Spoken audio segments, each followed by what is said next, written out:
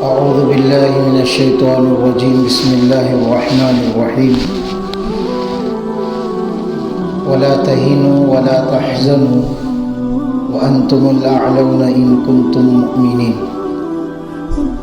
إن يمسسكم قرح فقد مس القوم قرح مثله وتلك الأيام نداولها بين الناس وَلِيَعْلَمَ اللَّهُ الَّذِينَ آمَنُوا وَيَتَّخِذَ مِنكُمْ شُهَدَاءَ وَاللَّهُ لَا يُحِبُّ الظَّالِمِينَ.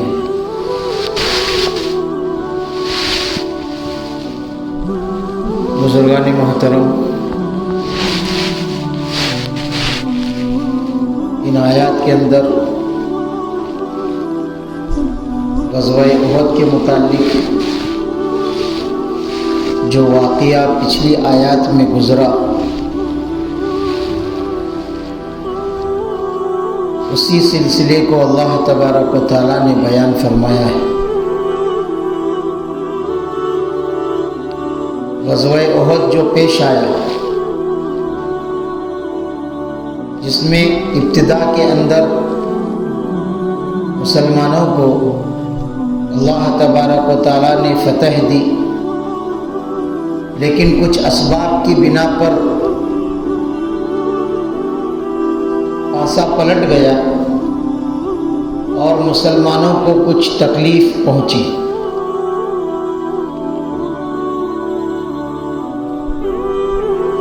اب ان آیات کے اندر اللہ تبارک و تعالیٰ نے اسی کی طرف اشارہ کیا،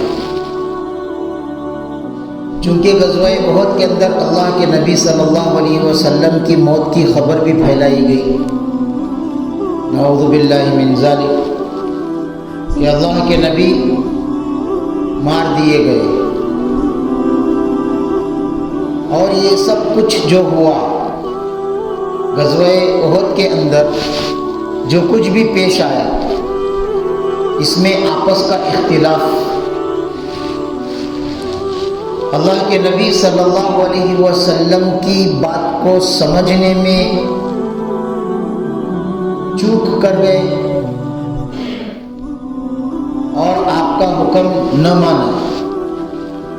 حالانکہ آپ صلی اللہ علیہ وسلم نے یہ کہا تھا کسی بھی حال میں اس جگہ سے نہ ہٹنا جہاں پر 50 آدمیوں کو اور صحابہ اکرام کو اللہ کے نبی صلی اللہ علیہ وسلم نے تعین کر دیا تھا. لیکن مال غنیمت جمع کرتا ہوا مسلمانوں کو دیکھ کر صرف 11 صحابہ اس مقام پر رکے رہے اور باقی کے سب لوگ مال غنیمت لینے کے لیے اتر آئے، جس کو دیکھ کر، جگہ خالی دیکھ کر خالد بن ولید رضی اللہ تعالی عنہ پیچھے سے حملہ کر گئے، جس کی وجہ سے مسلمانوں کو کچھ تکلیف پہنچی. مسلمانوں کے صحابہ 70 صحابہ اس کے اندر شہید ہو گئے اور 5 مہاجرین صحابہ بھی تھے، جس میں خود آپ صلی اللہ علیہ وسلم کے چچا حضرت حمزہ تھے اور حضرت انس بن نضر تھے، حضرت مصعب بن عمیر رضوان اللہ علیہم اجمعین. یہ وہ صحابہ تھے جو مہاجرین تھے، یہ بھی شہید ہو گئے. اس کے علاوہ انصار 70 صحابہ اس جنگ کے اندر شہید ہو گئے. یہ سارا واقعہ آپ حضرات کو بتا دیا گیا اور آپ بارہا سنتے بھی رہتے ہیں. اللہ کے نبی صلی اللہ علیہ وسلم کی خبر جب انتقال کی پھیل گئی تو کچھ صحابہ کے اندر دل میں ایک طرح کی کمزوری پیدا ہو گئی، نا امیدی چھا گئی. اور جب نا امیدی چھا گئی تو اللہ کے نبی صلی اللہ علیہ وسلم ایک دعا کرتے ہیں. اس دعا کا مفہوم یہ ہے کہ اللہ ان لوگوں کو ہمارے مقابلے میں غلبہ نہ دے اور آپ ہماری مدد فرمائیں، ورنہ یہ جو جماعت ہے آپ کی عبادت کے لیے یہی ایک جماعت ہے، اور اس کے بعد آپ کی یہ جماعت اگر ختم ہو گئی تو اس کے بعد آپ کی عبادت کرنے والا کوئی نہیں. اس کا مفہوم اللہ کے نبی صلی اللہ علیہ وسلم نے جب یہ دعا مانگی، اللہ تبارک و تعالیٰ نے آج جو آیت آپ حضرات کے سامنے ابتدا میں تلاوت کی گئی ہے وہ آیت نازل فرمائی. ان آیات کا مطلب یہ ہے وَلَا تَهِنُوا وَلَا تَحْزَنُوا وَأَنْتُمُ الْأَعْلَوْنَ إِن كُنتُم مُؤْمِنِينَ کہ اے ایمان والو، اے نبی جی، آپ کمزور نہ ہو جاؤ، وَلَا تَحْزَنُوا اور غم نہ کرو، رنج کرنے کی کوئی ضرورت نہیں، غم کرنے کی کوئی ضرورت نہیں۔ دل میں جو خیالات آئے نبی کے انتقال کی خبر کو سن کر کے، یا 70 صحابہ اکرام اس جنگ کے اندر شہید ہو گئے، ان کی خبروں کو سن کر کے آپ کے دل کے اندر ایک نا امیدی چھائی ہوئی ہوگی، یا پھر جو بات آپ کے اندر، جو کمزوری آپ کے اندر پیدا ہو گئی، اللہ تبارک و تعالیٰ ہمت دے رہے ہیں، تسلی دے رہے ہیں، اور یہ کہہ رہے ہیں کہ وَلَا تَهِنُوا، کمزور نہ پڑنا، وَلَا تَحْزَنُوا، غم نہ کرنا، وَأَنْتُمُ الْأَعْلَوْنَ إِن كُنتُم مُؤْمِنِينَ، تم ہی بلند رہو گے، تم ہی غالب رہو گے، تمہاری ہی فتح ہوگی، شرط یہ ہے ان کنتم مؤمنین، ایمان تمہارے اندر ہو۔ اب اس آیت کے اندر اللہ تبارک و تعالیٰ نے اس امت کی ایک فضیلت بھی عطا فرمائی، فضیلت کا بھی ذکر کیا۔ فضیلت اس طور پر کہ جو الفاظ اللہ تبارک و تعالیٰ نبیوں سے کہتے ہیں، وہ الفاظ اس امت کے لیے اللہ تبارک و تعالیٰ نے کہا ہے۔ حضرت موسیٰ علیہ نبینا علیہ السلام کے بارے میں قرآن مجید نے فرمایا اِنَّكَ أَنْتَ الْأَعْلَى۔ اللہ تبارک و تعالیٰ نے حضرت موسیٰ علیہ السلام کے لیے لفظ اعلیٰ کا استعمال کیا، اور یہاں اس امت کی فضیلت کو بتلانے کے لیے وَأَنْتُمُ الْأَعْلَوْنَ، تم ہی بلند رہو گے، غالب رہو گے، یہ بتلایا اللہ تبارک و تعالیٰ نے۔ تو اس امت کی اس سے فضیلت جو ہے پتہ چلتی ہے۔ تو بہرحال اس آیت کے اندر اللہ تبارک و تعالیٰ نے ایمان والوں کو تسلی دی، ایمان والوں کو ہمت دی کہ غم کرنے، کمزور پڑنے کی کوئی ضرورت نہیں ہے، لیکن ایک شرط لگائی، وہ ہے ایمان۔ ایمان اور اس ایمان کے تقاضے۔ اس آیت کے ذریعے سے یہ بھی پتہ چلا کہ اللہ تبارک و تعالیٰ یہ کہنا چاہ رہے ہیں، یہ اشارہ دے رہے ہیں کہ جو کچھ پیچھے گزر گیا، آدمی کو چاہیے کہ گزرے ہوئے کو یاد کر کے اس پر افسوس کرتے ہوئے نہیں رہنا چاہیے، بلکہ آگے کیا کرنا ہے اس کے بارے میں جو ہے سوچیں، آگے کس طرح سے اس نقصان کی تلافی کریں اس کے بارے میں سوچیں۔ یہ سبق اور یہ اشارہ اس آیت کے اندر اللہ تبارک و تعالیٰ دے رہے ہیں کہ آگے ہمیں کیا کرنا ہے۔ یہ نہ سوچیں کہ اتنا بڑا نقصان ہو گیا، اتنے صحابہ مارے گئے، یا ہم دنیاوی اعتبار سے بھی یا ہمارا دینی معاملات کے اندر بھی کوئی نقصان ہو جاتا ہے تو آدمی اس پر افسوس کرنے لگتا ہے۔ اس لیے قرآن مجید کی دوسری آیت کے اندر ارشاد فرمایا لا تأسوا علی ما فاتکم ولا تفرحوا علی ما آتاکم، کہ جو کچھ تم سے فوت ہو چکا، جو کچھ تم سے نقصان ہو چکا، اس کے بارے میں غور و فکر کرنے اور اس پر افسوس کرنے کی کوئی ضرورت نہیں ہے۔ آگے اب کیا کرنا ہے اس کے بارے میں غور و فکر کرو، اس کے اسباب کو اختیار کرو اور اس کے بارے میں ایک حکمت عملی تیار کرو تاکہ پیچھے گزرے ہوئے نقصان کی تلافی ہو جائے۔ اللہ تبارک و تعالیٰ نے ولا تہینوا کہہ کر کے اس طرف اشارہ دے دیا اور کہا ایمان، یہ ساری چیزیں ہوں گی ایمان، ایمان اور ایمان کے تقاضے۔ ایمان کے تقاضے کیا ہیں؟ ایمان کی پختگی اور ایمان کے تقاضے۔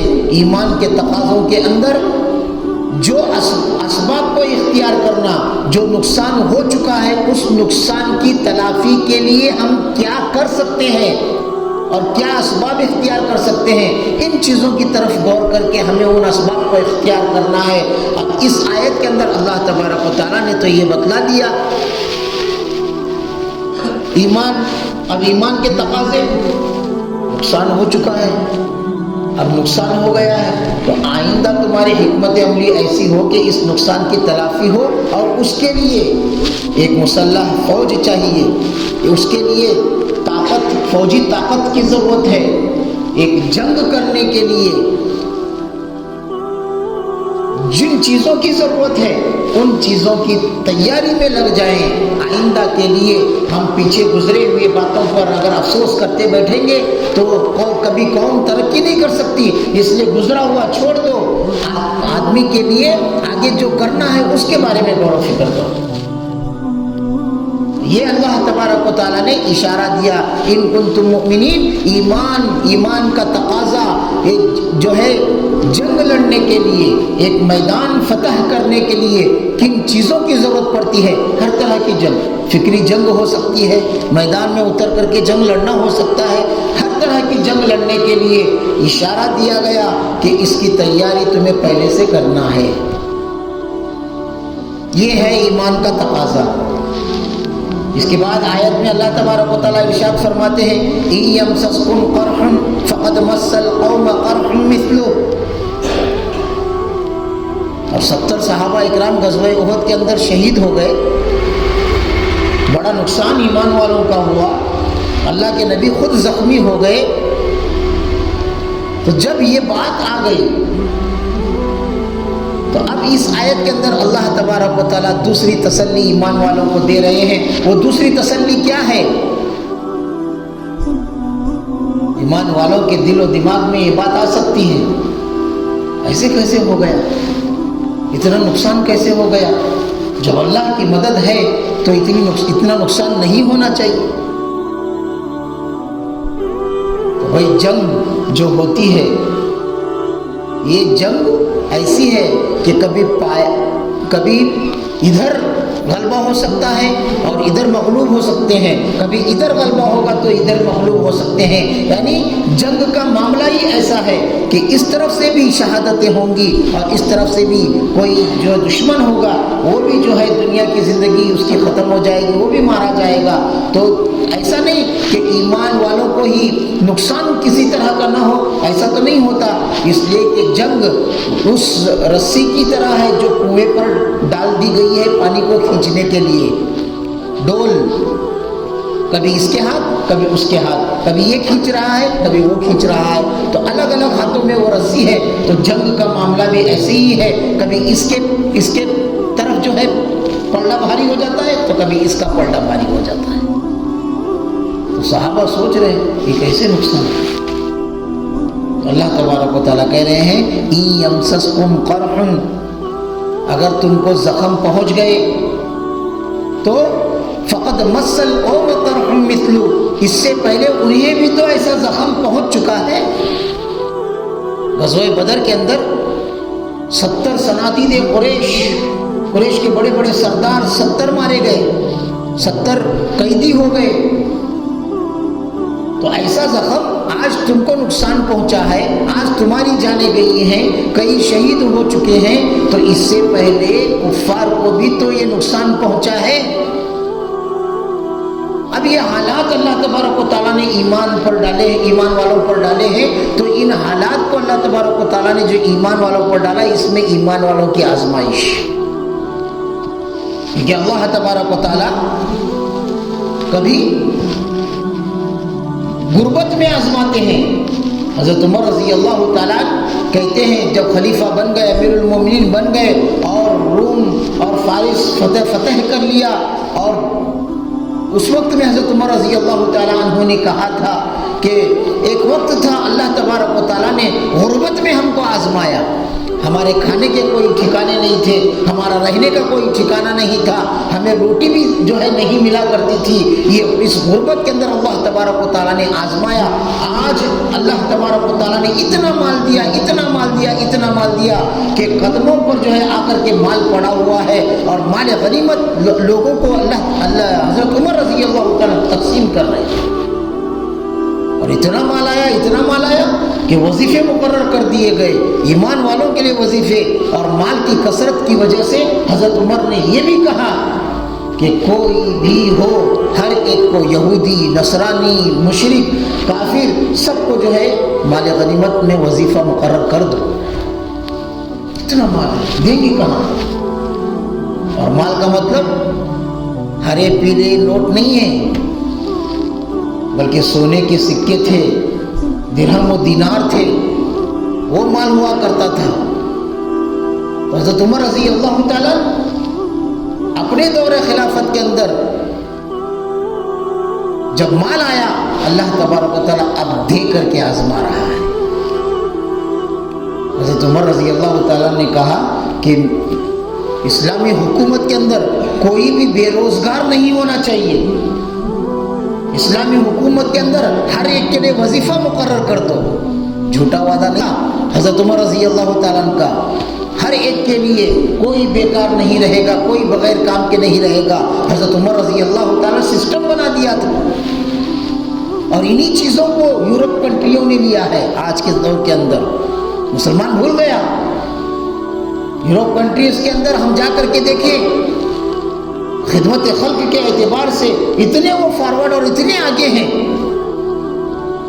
کسی کے گھر بچہ پیدا ہوتا ہے، اس کے لیے وظیفہ مقرر کیا جاتا ہے۔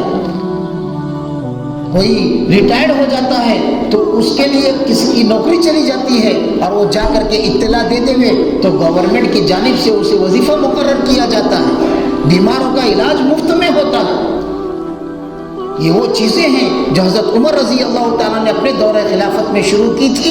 آج یورپ کنٹریز اس کو لے رہی ہیں اور ترقی پہ ترقی کر رہی ہیں۔ ہم مسلمانوں نے ان چیزوں کو بھلا دیا اور ان چیزوں کو بھول گئے، جس کی وجہ سے تنزلی ہمارا مقدر بن گئی۔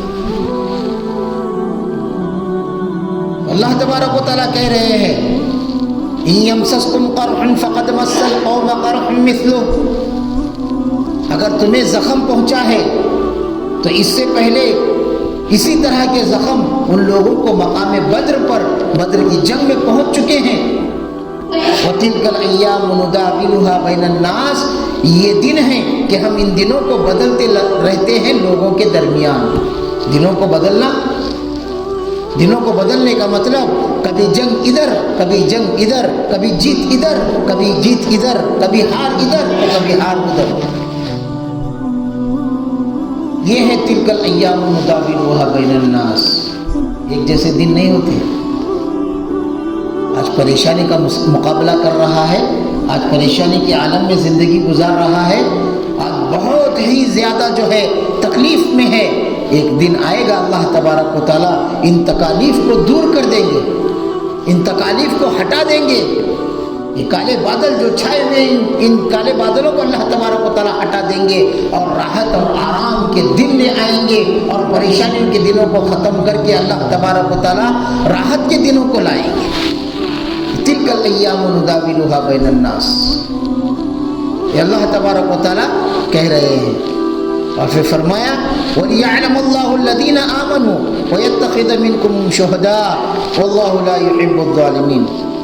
اللہ تبارک و تعالیٰ جاننا چاہتے ہیں ایمان والوں کو، تاکہ جان لے اللہ تبارک و تعالیٰ ایمان والوں کو کہ کس موقع پر کون ایمان پر ثابت قدمی دکھاتا ہے، کس موقع پر کون میدان چھوڑ کر کے بھاگ جاتا ہے۔ اور اللہ تبارک و تعالیٰ نے مقدر یہ کر رکھا تھا وَيَتَّخِذَ مِنكُمْ شُهَدَاءَ، تم میں سے اللہ تبارک و تعالیٰ کچھ کو شہید کرنا چاہتے ہیں۔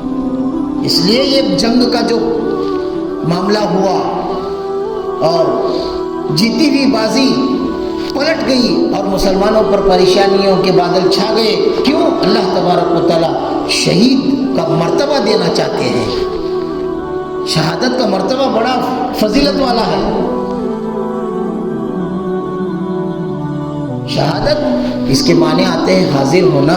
شہید کے لیے اللہ تبارک و تعالیٰ جنت کو حاضر کرتے ہیں، شہید کو اللہ تبارک و تعالیٰ جنت میں حاضر کرتے ہیں۔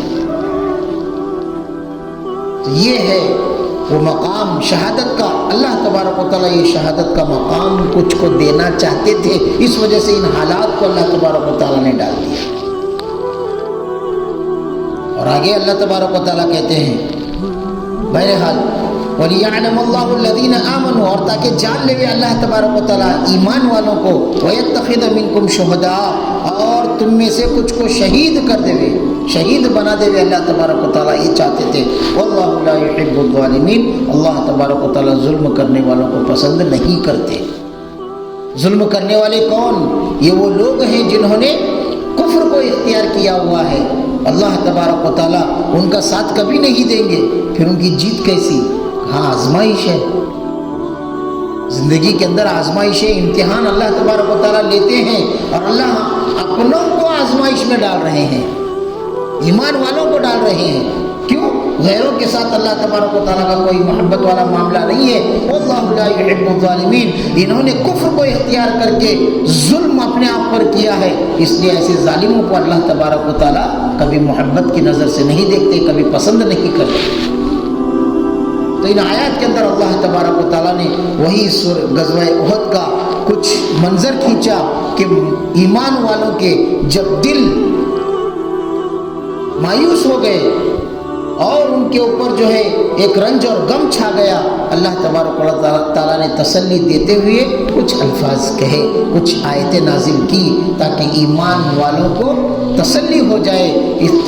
یہ تسلی اور بھی جاری ہے، اللہ تبارک و تعالیٰ آگے والی آیات کے اندر بھی ان تسلی والی آیتوں کا ذکر کر رہے ہیں اور تسلی ایمان والوں کو دے رہے ہیں، جس کو ہم انشاءاللہ آئندہ ہفتے جانیں گے۔ اللہ تبارک و تعالیٰ سے دعا ہے اللہ تبارک و تعالیٰ ہم تمام کو ان باتوں کا یقین نصیب فرمائے، ان پر عمل کی توفیق عطا فرمائے۔ اپنے زندگی کے اندر جو کچھ بھی ایسے فوت شدہ واقعات ہیں ان کو بھول کر اپنے مستقبل سنوارنے اور مستقبل کے لیے کچھ کرنے کی توفیق عطا فرمائے۔ وآخر دعوانا ان الحمد للہ رب العالمین۔